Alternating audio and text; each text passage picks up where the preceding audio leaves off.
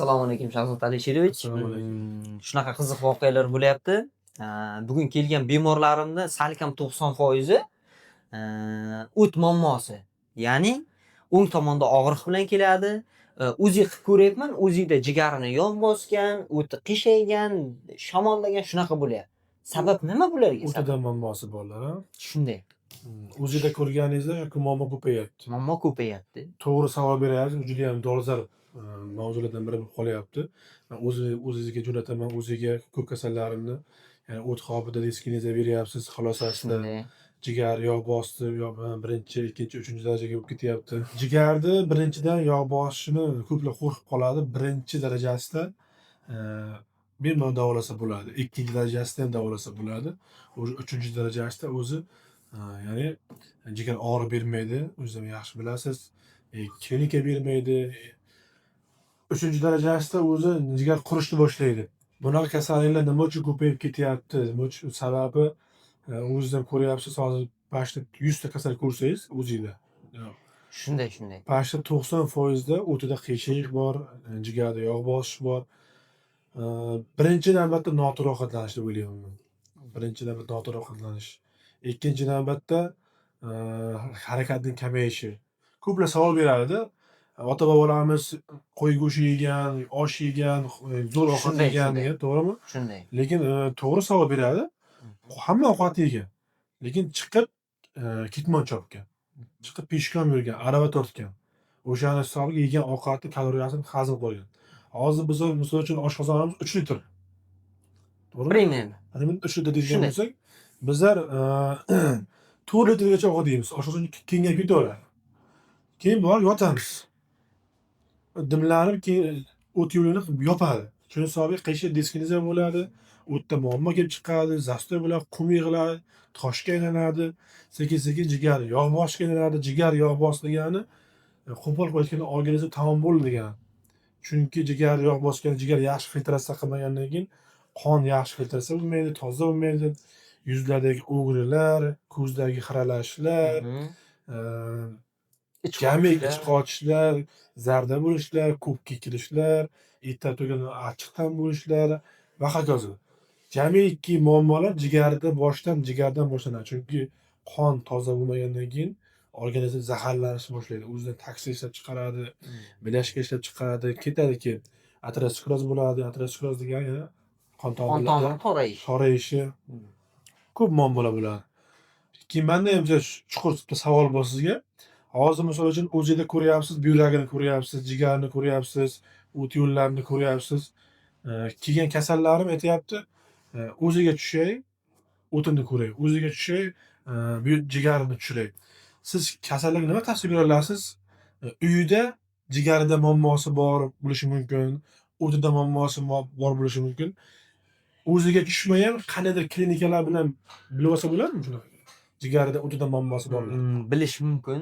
Chunki masalan erta tong turganda ko'proq og'izda achchiqdan keladi, og'izda noxush hid kelishi. Nimada bo'lishi mumkin? O't qopida muammo bo'lishi, ya'ni o'tda shamollash bo'lishi mumkin, o't qopida dimlanishi mumkin, o't qopi qishayishi mumkin yoki tosh bo'lishi mumkin. Asosiy sabablari mana shular. Buning oldini olish uchun o'zi sog'lom ovqatlanishga rioya qilish kerak. Birinchi o'rinda deyman. Demak, bemorlarimiz o'ziga tushmay turib, ertalab turganda og'zi achchiqdan bo'lishi, qornidan bo'lishi, hazmni pasayishi, nisbatan ich qochishlari, ko'p kekilishlar bo'lsa, o'ylash kerakki, o'tida muammosi bor. Shunday.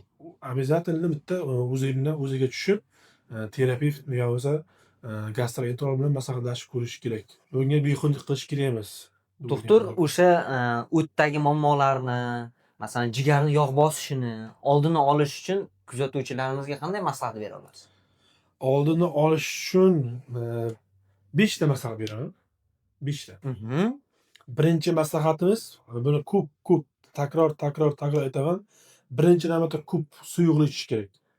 Suyuqlik degan organizm tozalash. O'zi tabiatan shunaqa yaralganda, bizga organizmga kerakli narsalar doim arzon. Keraksiz narsalar qimmat. Ko'p kasallar aytadi-da, siz dieta qiling deb aytasiz, uni qiling, buni qiling, qimmat deydi. Yo'q, organizmga kerakli narsalar doim arzon bo'lgan. Oddiy. Suv. tekin. Shunday. Eng arzon Eng o'zimizning arzon mahsulot o'zi suv. suv. Xudoga shukr, suvdan tanqisligimiz yo'q. Lekin mana bu kola, Pepsi, Red Bull shunaqa energetiklar qimmat olib ichamiz. U zarar. Organizmga Jigar katta birinchi o'rinda jigarni aslo qiladigan, Shu. jigarga ishlab faoliyatini cheklaydigan narsa bu energetiklar. Birinchisi aytganimdek suv mahsulotlari. Iliq filtrlangan suv. Ikkinchi navbatda kechasi 6 dan keyin yog'li, qovurilgan shunaqa ovqatlardan voz kechish. Nima uchun?